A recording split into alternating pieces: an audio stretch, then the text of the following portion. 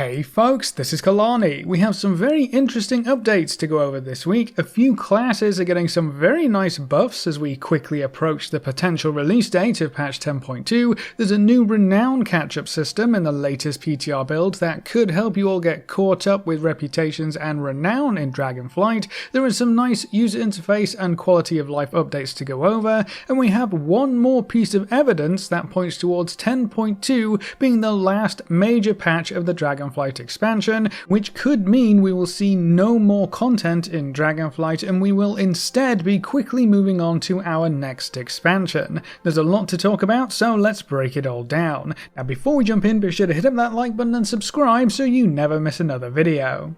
Let's kick things off with the class changes, starting with the Demon Hunters. Concentrated Sigils has been removed, so that's just gone. Tactical Retreat and Unbound Chaos swapped locations in the talent tree. Burning Hatred was nerfed slightly. Inner Demon will deal less damage beyond 5 targets. Inertia damage was nerfed down to 18%, and Chaotic Disposition damage was reduced down to 17%. For Vengeance, a few talent swaps. Fell Devastation cooldown was reduced down to 40 seconds. Fiery Brand deals damage every 1 second instead of every 2, and Burning Alive will spread every second instead of every 2, which will help your brand spread a bit further and faster. Balanced Druids are going to see a few changes to their new set bonuses in Season 3. The 2 set was buffed up to 100% extra damage, but the 4 set was nerfed down to 10% damage per stack with a lower cap of 10% down from 15%. Now before we continue, today's video is sponsored by Dungeon Hunter 6. Dungeon Hunter 6 is a free-to-play hack-and-slash action RPG with a unique spin. It's not just about killing bosses, but collecting them as well. You can ride them, fly them, and summon them onto the battlefield to unleash destruction on your foes. With over 100 uniquely designed bosses to conquer and collect, you can mix and match them to find your most potent combinations. There are other creative gameplay elements too, like shapeshifting into different creatures or animals to gain bonuses for special types of missions. There's also a wide variety of customizable mounts to collect and use, allowing you to proudly display your progress and prowess. The game also looks fantastic, with beautiful 3D graphics and stunning skill animations while maintaining smooth gameplay and combat. You can play with guildmates in battle in real-time guild wars, experiment with a variety of skill tree options, and even trade items through the auction house system.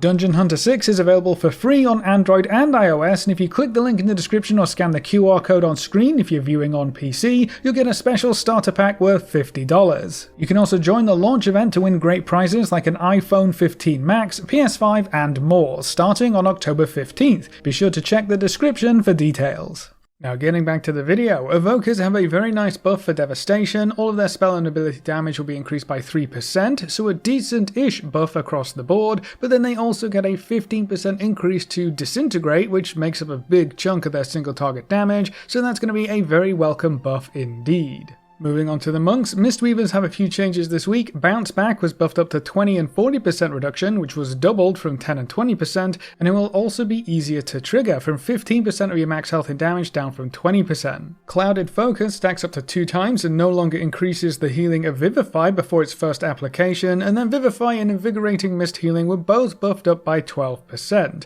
The 4 set was also buffed up to store 20% of all healing, up from 15%. Windwalkers have some nice buffs as well. Rising Sun Kick damage is up 10%, Fists of Fury damage is up 5%, and damage to primary target is up 10%, and Whirling Dragon Punch joins the party with a 10% buff as well. To offset some of these buffs, the 2 set and 4 set bonuses from Aberrus were nerfed, but we should replace those quite quickly in the new patch anyway. To top things off, the 4 set was changed as well. Shadow Priests will also see further tuning changes to their new set bonuses in Season 3. It looks like nerfs for the most part for both the 2 set and 4 set bonuses. Rogues are up next with a few talents being moved around. For Assassination, Leeching Poison Leech was doubled up to 10%, Crimson Tempest damage was nerfed, Sanguine Blades will consume less energy and deal more damage, Sudden Demise was given a 10-second delay before it can trigger again, and then the 4 set will deal more damage if it hits a single target.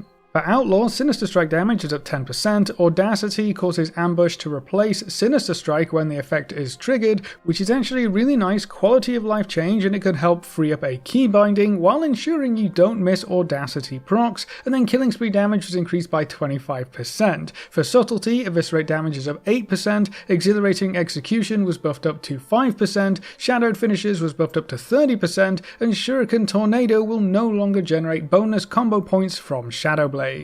Moving on to the Shamans, they have a whole bunch of bug fixes, which is definitely nice to see in the PTR rather than in hotfixes after all of this goes live. Squash those bugs before the patch hits live servers, please. Enhancement has a quick bug fix as well, and then the Resto 4-set bonus was buffed up to 20%. Warlocks have a handful of changes this week too. For Affliction, Soul Eater's Gluttony has been redesigned and there's a bug fix for Umbra Kindling. For Demonology, Doombrand has seen a bunch of changes and fixes, and there are some quality of life changes in there for Immutable Hatred, and Destruction also has a quick bug fix as well. Bug fixes are always nice to see. There's nothing worse than your abilities not working as they're supposed to. And then we finally come to the Warriors. Reckless Abandon now only empowers your next one Bloodthirst or Raging Blow, but its damage bonus has been doubled. Now remember that all of these changes are for patch 10.2, so we'll have to wait for the patch to go live before we see any of this in-game for real. We are getting much closer to the release date. Almost all predictions point towards a November 7th release date for the patch, so while we still don't have any official word on that just yet,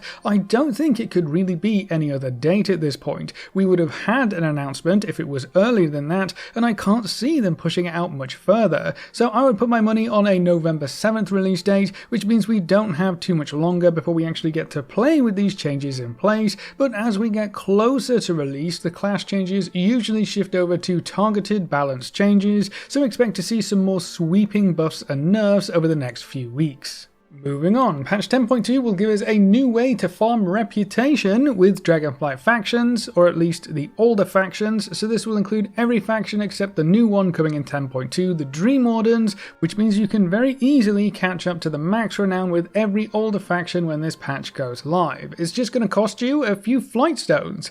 Okay, it's going to cost you a lot of flightstones. There is a new NPC right next to the upgrade vendor in Valdrakken, in the same room where we used to buy and upgrade the Primal Storm gear way back at the start of the expansion. If you talk to them, you can ask about donating flightstones. If you have enough flightstones to actually make a purchase, you can then also see their vendor option. You can buy a rep token here for any of the old factions, so the Dragonscale Expedition, Maruk Centaur, Iskara, Valdrakken Accord, and the Loam Niffen. A token costs you 150 flightstones, so they aren't super duper cheap, but at least they aren't super expensive either. A token will give you 50 reputation when used, and hopefully they will benefit from any rep increase buffs, so then you can maybe buy up a bunch, wait for something like the Darkmoon Fair to roll around, and squeeze out some extra reputation gains out of them that way.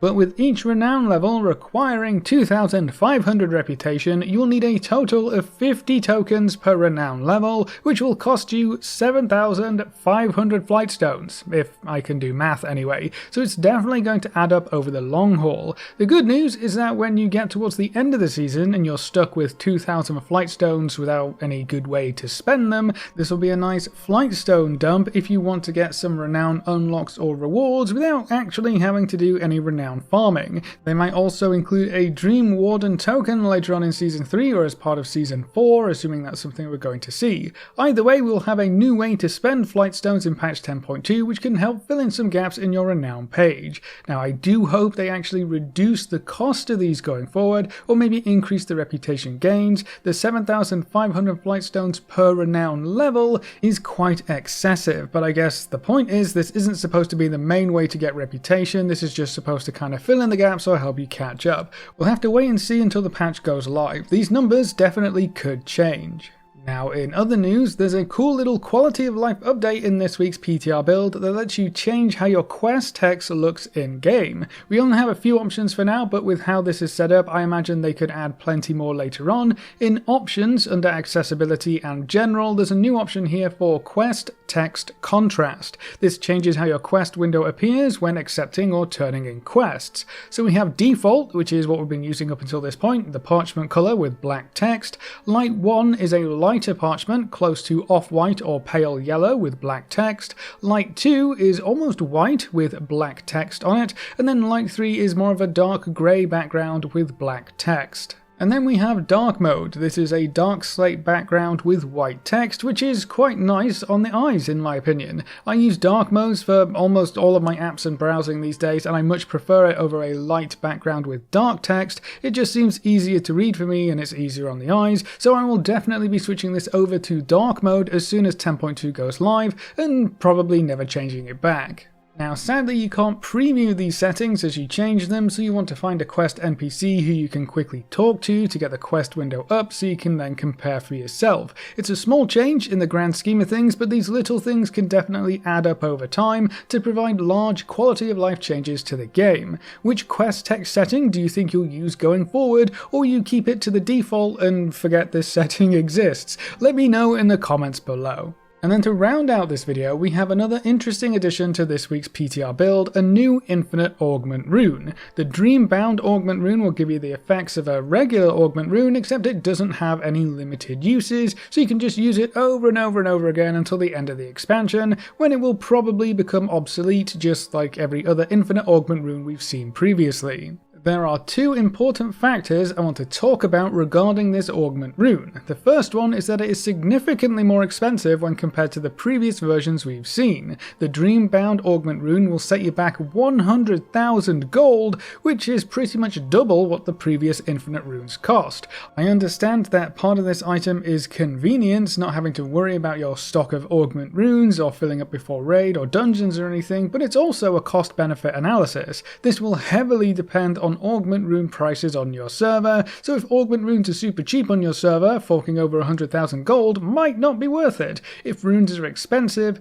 well, this might actually be a way to save gold in the long run, assuming you're using augment runes anyway, so you'll need to decide for yourself whether that price tag is worth it. It seems pretty steep for an augment rune though. It's also worth noting that you will need some renown with a 10.2 faction to buy this rune. You'll need to get up to renown 18 to be able to purchase it, so it's expensive, but it will also take you a good bit of rep grinding to even get to the point where you can buy it. That might not be the most important factor here though. Infinite augment runes have only ever been introduced in the last major patch of any expansion. In Legion, the infinite augment rune came through with Argus and Antorus. In Battle for Azeroth, the infinite rune came with Nyalotha, and then the last expansion in Shadowlands, it was available in Zereth Mortis with the Sepulchre of the First Ones. So the last major patch and the last raid of each expansion. With this infinite rune coming in 10.2 with the Amir Drasil raid, that could be another point of proof that this will be the last major patch of Dragonflight and Amir Drasil will be the last raid.